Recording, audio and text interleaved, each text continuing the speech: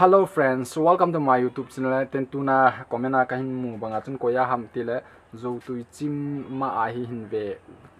te na hin ti na hi chun kahin bol hen ama a hi tu chunga chu 100k hong thlinga hena ki pa men ki pa pin e ho ke ho sam langa dinga number 1 a emil a dinga kai sang loi ta na 100k ve ma sapen hen ye chun ma chunga ki pa in ha bolin lang sanga tam ahung thin the ding na ha panin ti hi ka tim he okay direct chiutin ama profile la tin ki pa masang kamin chule bunga hi ki pan ka video ha bula kona zone again hin page in ki pa thu ken se na ka channel la than he long se tan like share subscribe hin bol pe divin ken tem we tin la chi hi ga bol na hi ka sei banga chu education purpose lang sang hi yong zong hin itele e hodinga motivation lang sang hena channel li hoi ga bol wa iti ama ho hung ki pan ham ti hoi ga he no wa iten tu ai iti income hin bol the ham na ti ho he ga ki hilwa cha kona e ho no ibol ngal le YouTube hoi phacha bol te ti lang sanga na ikila the he straight hen ka ki pa en ma jala video sim thea ka ki je na ama se pena profile la lu natin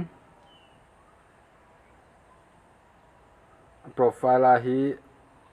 amin he kisun pon question mark kipen ita ham wang ka hapon ai ma chunga kisun abenara hi ipi ham da alimyo min ai wan chi alim ta he pon edit hin na chai pi kisun nam tra welcome to zo to gym dubbing video short video gospel video entertainment video zo se mu the he boilen do ngel amin he na chan ga chi ki le noi langa hin ep mam tile upload video hi 246 video upload itan subscriber hi 100k hitan tenle views on the say that country India hin type channel type education hi user hi ita hin create ham tile July 12 2016 a hin create hana tela noi langa he ama he 2.51 dollar up to 4k chan he thakana mu heti status na hin pe he vai hon vet lo du hana akiba azi lo ji achun hoya vet du han the views video views for the last 30 days he vet du han chai 1.002 million hung leng do hana ma ti chu e hon iti vet du ham ti le views bo chula de na calculator alu de chai example a rpm ma a hi a form pena 30 in hisab mutena 30 in form pena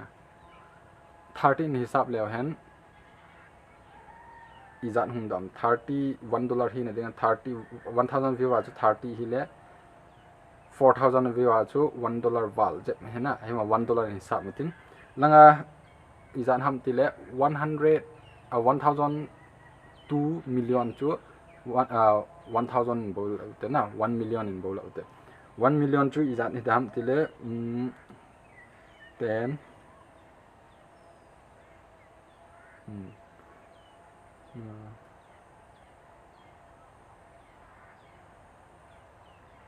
1 million chu chahin izat divide izat bol du ham tile 4000 divide bol du na 4000 divide by 250 dollar hunde 250 dollar to equal to India a hile 81 hile izan hum dam 20,250 rupees monthly income from pena mu hena tena alai la inga hisab kit le 50 hile 50 0.50 dollar a hile 1000 view wa 2000 view wa 100 ti na hena 100 to 1 dollar ti na hin tichu ga ve kit le han 1 lakh 10 lakh divide by 2000 ga hisab le han 500 dollar hung do hana thakna 500 dollar into 81 bola le 40 dollar 40,500 hung do hana chi thakna alai la adinga hisab ma cha chung do chu ka ti hana thil chau se hi kun chu tai bol teng le bo chun theiga kin ama no bolin video upload ni ning kum ho ajo 100k on thing pon tu kuma 100k thing na aman aboi pi thil bola le iboi pi ta ten la bo chen ki cha lin subscriber on tamin ten views on tamin ten ha chi chu hin